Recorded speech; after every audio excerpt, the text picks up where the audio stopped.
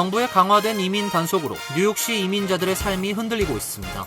단속 공포로 일상은 물론 병원 방문과 공공서비스 이용도 꺼리고 있는 것으로 나타났습니다. 다음 달부터 시민권 시험이 더 어려워집니다. 문항수가 2배로 늘어나고 공부해야 할 범위도 더 넓어집니다. USCIS는 여러 변화들 중 첫 번째 조치라고 말했습니다. 한인 중 처음으로 연방이민법원 판사로 발탁돼 뉴욕에서 재직하던 김광수 판사가 이달 초 재판 도중 돌연 해임된 것으로 전해졌습니다. 그 배경에 의문이 제기되고 있습니다. 루이지애나주의 이민 담당 판사가 컬럼비아 대학에서 시위를 주도한 친팔레스타인 운동가 마흐무드 칼릴의 추방을 명령했습니다. 칼릴의 영주권 신청에 문제가 있었다고 추방 이유를 설명했습니다. 조지아주 한인 노동자 구금 사태와 관련 다음 타깃으로 현대차 그룹이 루이지애나에 건설 중인 제철소가 오르내리고 있는 가운데 루이지애나 주지사는 조지아와 같은 일이 절대 일어나지 않을 것이라고 주장했습니다. 이상은 오늘의 주요 뉴스입니다. 시청자 여러분 안녕하십니까? KBN 뉴스입니다. 정부의 강화된 이민 단속으로 뉴욕시 이민자들의 삶이 흔들리고 있습니다. 단속 공포로 일상은 물론 병원 방문과 공공서비스 이용도 꺼리고 있는 것으로 나타났습니다. 지난 16일 열린 뉴욕시 의회 공청회에서 이민단체들은 이민자들이 병원 예약을 취소하고 가정폭력 신고도 두려워하고 푸드스탬프 등 공적 혜택 신청도 주저하고 있다고 밝혔습니다. 강화된 이민 단속이 이민자들의 일상생활을 망가뜨리고 있으며 필수적인 서비스를 기피하도록 만들어 정신건강 위기를 고조시키는 상황이라고 증언했습니다. 민권센터 김갑송 국장은 트럼프 취임 이후 푸드스탬프 및 건강보험 신청자가 크게 줄었다며 뉴욕시에서 불체자도 가입 가능한 의료 서비스 신청의 경우 신분 정보를 밝혀야 해 단속 우려 때문에 신청을 꺼리는 경우가 많다고 설명했습니다. 뉴욕 가정상담소 이지혜 소장은 가정폭력 피해자들은 신분 때문에 가해자들에게 위협을 받는 경우가 많은데 단속에 대한 두려움 때문에 경찰 신고조차 못하는 상황이라고 증언했습니다. 가정폭력 방지법에 따른 권리보호는 꿈도 못 꾸는 실정입니다. 가정폭력 방지법은 1994년 제정된 연방법으로 가정폭력 피해자 이민 신분에 관계없이 또 가해자의 협조 없이 독립적으로 영주권을 신청할 수 있도록 하고 있습니다. 이민자 지원 단체들은 ICE의 체포 및 추방이 급증하면서 정신건강 문제도 급증하고 있다고 주장했습니다. 실제 한 지원단체의 경우 최근 몇 달간 상담 등 정신건강 문제 지원 요청이 80%나 급증했다고 밝혔습니다. 뉴욕시 의회 이민위원회 알렉사 아빌레스 위원장은 에릭 아담스 행정부의 이민자 커뮤니티에 대한 배려와 지원 부족을 강하게 질타했습니다. 아빌레스 위원장은 특히 정신건강 문제 급증에도 불구하고 자살 및 갱신건강 위기 핫라인 서비스는 전혀 개선되지 못하고 있다며 길고 긴 대기자 명단, 적절한 조치 방법 안내 미비 등 해결책이 전혀 없어 보인다고 즉각적인 개선책 마련을 촉구했습니다. 다음 달부터 시민권 시험이 더 어려워집니다. 문항수가 2배로 늘어나고 공부해야 할 범위도 더 넓어집니다. USCIS는 이번 조치는 여러 변화들 중 첫 조치라고 말했습니다. 오늘자 연방 관보에 실린 공지에 따르면 DHS와 산하기관인 USCIS는 현재 사용되고 있는 2008년판 시험을 없애고 예전에 5개월간 시행됐다가 폐지된 2020년판 시험을 되살리기로 했습니다. 2020년판 시험의 문제 은행 문항은 128개로 현행 버전인 2008년판의 100개보다 더 많고 공부해야 할 범위도 더 넓어집니다. 합격 기준은 기존은 질문 10개 중 6개 이상을 맞히면 되지만 새로운 시험은 질문 20개 중 12개를 맞춰야 합니다. 2020년판 시험은 도널드 트럼프 1기 행정부 말기인 2020년 12월 1일부터 시행됐으나 이어 들어선 조 바이든 행정부는 이를 5개월 만에 폐지하고 2021년 5월 1일부터 2008년판 시험으로 제도를 되돌렸습니다. USCIS 공보 담당자는 귀화 시민들이 완전히 동화되고 미국의 위대함에 기여하도록 하는데 2020년판 시험 제도입이 도움이 될 것이라며 이번 조치는 여러 변화들 중 첫 조치라고 말했습니다. 그는 또 미국 시민권은 세계에서 가장 신성한 시민권이며 한 국민으로서 우리의 가치와 원칙을 온전히 수용하는 외국인들에게만 부여돼야 한다고 덧붙였습니다. 개정된 시험은 내달 18일부터 시민권을 신청하는 이들에게 적용됩니다. 다만 영주권자로 20년 이상 살아온 65세 이상 신청자는 20개 문제은행 중에서 시험을 치릅니다. 한인 중 처음으로 연방이민법원 판사로 발탁돼 뉴욕에서 재직하던 김광수 판사가 이달 초 재판 도중 돌연 해임된 것으로 전해졌습니다. 이민자 출신의 동료 판사도 함께 해임 통지를 받아 그 배경에 의문이 제기되고 있습니다. 더 시리에 따르면 김강수 판사는 이달 초 이민법원에서 난민 사건 심리를 진행하던 중 법무부 이민심사국의 해고 통지 이메일을 받은 것으로 알려졌습니다. 이메일엔 당일부터 효력이 발생한다는 내용이 적혀 있었고 김 판사는 재판을 중단하고 법원을 떠나야 했습니다. 연방이민법원 판사를 이메일로 해고하는 것은 미국에서도 이례적인 일입니다. 김 판사는 원론적인 얘기 외에 구체적인 해임 사유도 듣지 못했다고 밝혔습니다. 김 판사는 서울 출생으로 16세에 미국으로 건너간 이민자입니다. 뉴욕에서 이민법 전문 변호사로 오랫동안 활동하다 2022년 한인 최초로 연방이민법원 판사로 임명됐습니다. 김 판사는 최근 SNS에 더 이상 미 이민국 판사가 아니란 소식을 알리게 돼 매우 슬프다며 이유도 없이 40년 넘게 일해온 경력 중 처음으로 해고된 것이라고 설명했습니다.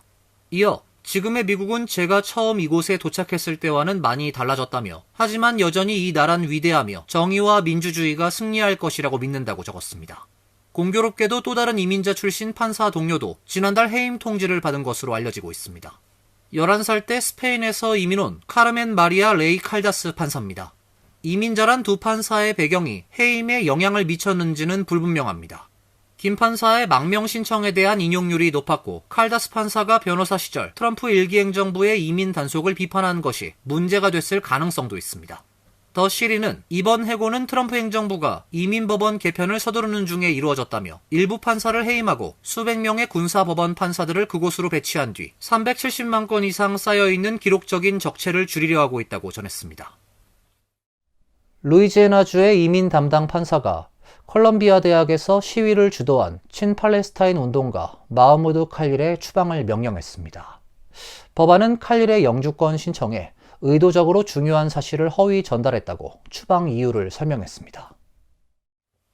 친팔레스타인 시위를 주도해온 컬럼비아대 학생인 무하마드 칼릴은 트럼프 행정부가 추방을 추진하면서 올해 초 이민 당국에 의해 100일 넘게 구금됐다 풀려났습니다.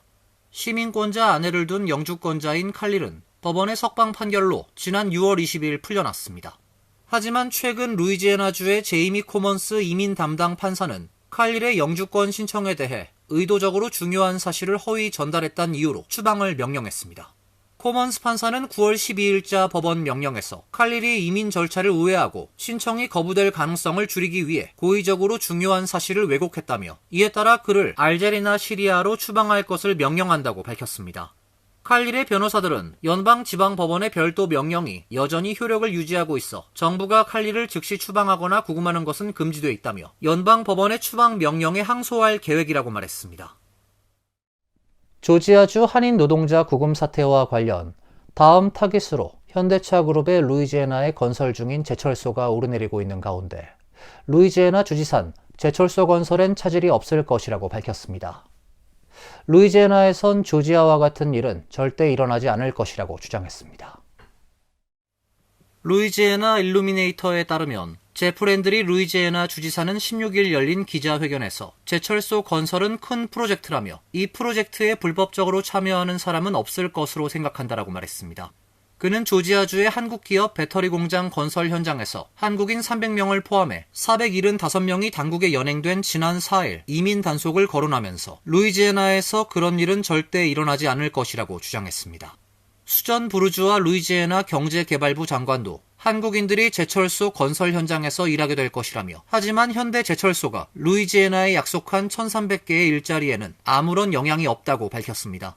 부르주아 장관은 조지아주 사태 이후 현대제철 관계자들을 만나 제철소 건립 계획에 대해 의논했다며 루이지애나 공장에선 이민 관련 문제는 없을 것임을 재확인했다고 전했습니다. 한편 조지아주 경제개발 관련 인사가 지난 4일 구금됐다가 풀려난 한국인 직원들의 현지 복귀 방안을 논의 중이라고 밝혔습니다. 트립 톨리슨 조지아주 서베너 경제개발청장은 어제 지역 일간 서베너 모닝뉴스와의 인터뷰에서 현대차에서 파견된 한국인 기술자들만이 배터리셀 장비를 설치하고 향후 직원들에게 사용법을 가르칠 수 있는 유일한 인력이라며 복귀를 논의 중이라고 밝혔습니다. 그는 최근 팻 윌슨 조지아주 경제개발부 장관과 함께 디트로이트에서 현대차 경영진과 회동했다고 밝혔습니다. 뉴욕시장실과 뉴욕시 CRC가 온라인 미디어 라운드 테이블을 열고 오는 11월 본선거에서 유권자들의 투표에 붙여질 5가지 헌장 개정안을 설명했습니다. 11월 주민투표에 붙여질 뉴욕시의 5가지 헌장 개정안의 핵심은 주택위기 대응과 행정 효율화, 시민 참여 확대에 있습니다.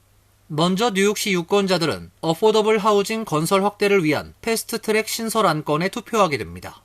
알렌 슈런백 헌정개정위원회 사무총장은 현재 뉴욕시는 전례 없는 주택 위기를 겪고 있지만 저렴한 주택 개발 절차가 복잡해 민간 건설업자가 쉽게 진행하기 어렵다며 패스트트랙 도입으로 개발 절차를 단축할 것이라고 말했습니다.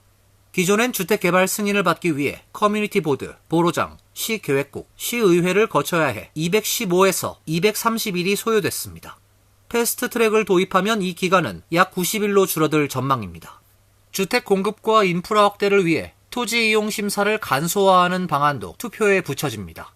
위원회는 승인 지연의 주된 원인은 토지 이용 변경이라며 최종 결정 주체를 시의회에서 도시계획위원회로 바꾸면 주택과 인프라 관련 프로젝트 검토를 간소화할 수 있다고 설명했습니다. 또 저렴한 주택 공급 확대를 위해 어포더블 하우징 재검토위원회를 신설, 시의회가 거부하거나 수정한 건설 신청을 검토하도록 했습니다. 위원회는 시의회 의장, 보로장, 시장으로 구성됩니다. 유권자 투표율을 높이기 위해 로컬 선거를 홀수회에서 대통령, 주지사 선거가 치러지는 짝수회로 전환하는 안건도 포함됐습니다. 짝수회 선거로 전환하면 투표율이 증가하고 선거 비용 약 4,200만 달러를 절감해 이 비용을 도시계획에 활용할 수 있다고 설명했습니다. 이 외에도 도시 운영 현대화를 위해 시 도시계획국이 단일화된 디지털 도시 지도를 제작하는 내용도 개정안에 포함됐습니다. 헌장 개정안은 11월 본선거에서 뉴욕시 유권자들의 투표를 통해 승인 여부가 결정됩니다. 뉴저지 주 하원 3선에 도전하고 있는 앨런 박 의원이 후원의 밤 행사를 개최하고 지지자들에게 감사를 표했습니다. 박 의원은 지난 예비선거 과정에서 타 민족 커뮤니티로부터 많은 지지를 받았다며 앞으로 그들과 함께 한인들의 영향력을 더 확대하겠다고 밝혔습니다. 어제 저녁 뉴저지 포트리에 위치한 더블트리 호텔에서 열린 앨런 박 의원 후원의 밤, 뉴저지 지역 한인 단체장과 지역 한인 정치인 등 약 200여 명이 참석해 그동안 박 의원이 걸어온 정치 행보를 함께 나누며 박 의원의 본선거 승리를 다짐했습니다. 앨런 박 의원은 그동안 치러온 선거 중 지난 예비선거가 가장 힘들었다며 한인들은 물론 흑인 커뮤니티와 유대인 커뮤니티 등 타 민족들의 지지와 후원이 큰 힘이 됐다고 밝혔습니다. 박 의원은 앞으로 한인과 타 민족 커뮤니티가 함께하는 다양한 프로그램을 준비 중이라며 한인들의 영향력을 더 확대하게 될 것이라고 말했습니다. 여태까지는 이제 한국 사람들 돼서 이제 그 한국 사람들 포커스하고 우리들 커뮤니티 돼서 생각하고 굉장히 일을 많이 했는데 이제부터는 내년부터는 우리가 다 함께 모여서 이제 우리 옆에 있는 사람들을 생각해주면서 우리 이름들을 더 퍼지게 이제 노력할 거예요. 11월 선거에서 뉴저지주 37선거구에서 주 하원 3선에 도전하는 박 의원은 하원 법사위원장, 예산위원회 부위원장을 역임하고 있으며 AWCA, 기부챈스 등 한인단체와 잉그루드 병원 아시안센터에 주 정부 지원금 배정에 큰 역할을 했습니다. 또 총기 규제 법안과 김치의 날, 한미동맹 결의안 등 한인 사회와 관련된 주요 결의안 통과도 주도했습니다. 연방정부의 질병 대응을 총괄하던 수전 모나레즈 전 CDC 국장이 상원 청문회에 나와 백신 회의론자인 케네디 보건복지부 장관을 정조준했습니다. 예방 가능한 질병들이 다시 돌아올 것이며 아이들이 피해를 볼 것이라고 생각한다고 말했습니다. 모나레즈 전 CDC 국장은 어제 상원복지위원회 청문회에 출석, 케네디 장관이 미국의 공중보건 체계를 매우 위험한 곳으로 향하게 만들고 있다고 진술했습니다. 그는 CDC 국장 재임 당시 케네디 장관이 새로운 백신 접종 권고안을 일괄 승인하지 않을 거면 사임할 것을 지시했다고 주장했습니다. 모나레즈 전 국장은 아동 백신 접종 일정 변경을 요구하는 케네디 장관에게 이를 뒷받침할 자료나 과학적 근거를 요구했지만 케네디 장관은 관련 자료를 제시하지 않았다고도 말했습니다. 모나레즈 전 국장은 또 케네디 장관이 아동 백신 접종 일정 변경과 관련해 도널드 트럼프 대통령과 매일 이야기하고 있다고 말했다고 전했습니다. 모나레즈 전 국장은 나는 예방 가능한 질병들이 다시 돌아올 것이며 우리 아이들이 해를 입지 않아도 될 것들로 인해 피해를 볼 것이라고 생각한다고 말했습니다. 청문회에 함께 나온 데보라 아워리 전 CDC 최고 의료 책임자는 케네디 장관의 정치 담당 고문들이 예방접종 자문위원회 회의 자료 준비에 개입했다고 주장했습니다. 아오리 전 책임자는 신생아 대상 B형 간염 백신 관련 자료를 회의 자료에 포함하려 했지만 케네디 측 고문이 해당 자료는 백신 접종 일정 유지를 뒷받침하는 쪽으로 편향돼 있다며 거부했다고 진술했습니다. 백신에 대해 비판적인 태도를 유지해온 케네디 장관은 취임 이후 백신 연구 예산을 삭감하고 예방접종 자문위원회를 물갈이하는 등 백신 정책 뒤집기 행보를 이어왔습니다. 오늘부터 이틀간 애틀랜타에서 열리는 예방접종 자문위원회 회의에서는 코로나19, B형 간염, 수두 백신 접종 권고안이 논의될 예정입니다. 이어서 간추린 소식입니다. 대한민국 광복 80주년과 뉴욕 한인교회 독립운동 전시관 개관을 기념하는 자유의 울림, 들풀은 여전히 자란다 공연이 오는 10월 5일 오후 5시 맨해튼 43번가 뉴욕 타운홀에서 개최됩니다. 뉴욕 타운홀은 1921년 3월 2일 한인들이 뉴욕에서 처음으로 독립운동을 했던 장소로 이곳에서 세계 무대에서 활약 중인 최정상급 한인 연주자들이 뜻깊은 공연을 펼치게 됐습니다. 피아니스트 백혜선을 비롯해 성악가 홍혜란, 최원희, 김효나, 최기돈이 참여하고 작곡가 김택수의 신작 칸타타 들풀이 세계 최초로 연주됩니다. 이번 공연은 한미 디아스포라 재단이 주최하고 대한민국 국가보훈부의 뉴욕 총영사관, 뉴욕 한국문화원이 후원합니다. 미시시피주 경찰이 델타 주립대학교 캠퍼스의 나무에 매달린 채 발견된 흑인 대학생의 사체 발견 후 부검 결과를 기다리고 있다고 발표했습니다. 21세의 남학생 사체가 발견된 것은 15일 새벽이며 장소는 캠퍼스 안의 피클볼 코트 부근입니다. SNS엔 미시시피주를 비롯한 남부 지역에서 백인들이 흑인을 학살하고 괴롭혔던 흑역사를 거론하는 글들이 올라오고 있어 경찰은 소요 사태를 우려하고 있습니다. 온라인엔 학생이 발견됐을 때 팔다리가 부러진 상태였다고 했지만 카운티 검시관은 이를 부인했습니다. 현재 경찰은 증거로 동영상 기록을 가지고 있지만 그 안에 무엇이 담겼는지 출처가 어디인지는 말하지 않고 수사가 계속 중이라고만 밝혔습니다. 필 머피 뉴저지 주지사는 지난 11일 사람의 시신을 거름용 흙으로 만드는 시신 퇴비화 법안에 서명했습니다. 이 법은 10개월 후인 내년 7월께부터 발효될 예정입니다. 시신 퇴비화는 다소 생소하게 받아들여지지만 뉴욕과 캘리포니아 등 여러 주에서 이미 합법화됐고 화장이나 매장 등 전통적인 장례 방식보다 친환경적인 대안으로 여겨지고 있습니다. 퇴비장은 시신을 나무 조각, 집 등 천연 물질과 미생물 등이 담긴 상자에 넣어 거름용 흙으로 만들게 되며 퇴비가 된 유해는 유족이 돌려받거나 공공토지에 기부됩니다. 시신 퇴비화를 지지하는 단체들은 시신 퇴비화는 인간이 흙으로 돌아가는 정중하고 저렴한 친환경적인 방법이란 입장이지만 일각에선 인간에 대한 존엄성을 훼손한다는 시각을 보이고 있습니다. 한미 사랑의 재단 총재로 활동해온 이호재 박사의 55년간의 미국 생활과 학문, 사회봉사의 발자취를 담은 영문 자서전 출판 기념회가 오는 20일 토요일 오후 3시 뉴저지 포트리에 위치한 선한 목자 교회에서 개최됩니다. 이 박사는 자서전엔 55년 미국 생활과 미 8군 카츄샤 수석교관 시절 등 교포 1세가 체험한 생활 수기를 담고 있으며 차세대 한인들과 공유하고자 한다고 밝혔습니다. 이 박사는 지난 35년 동안 한국전 참전 용사를 위한 위로의 밤 행사를 개최해왔으며 학문적 성취는 물론 민권운동과 사회적 약자 지원에 앞장서왔습니다. 영문 자서전 출판 수익은 한미 사랑의 재단 소년소녀 가장 및 장애우 장학금으로 사용됩니다. 환율과 증권 소식입니다.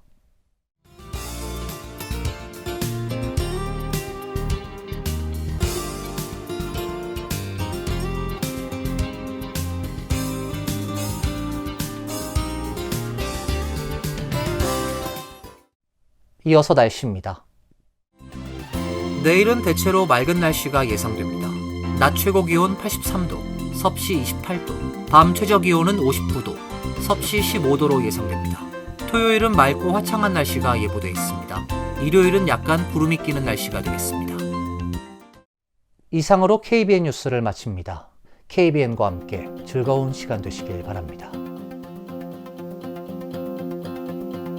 미 동부 최대 한인방송 KBN이 제작하는 KBN 뉴스는 웹사이트 mykbn.com 그리고 유튜브와 페이스북에서 다시 보실 수 있습니다. 좋아요, 구독, 알림 설정은 뉴스 제작에 큰 도움이 됩니다.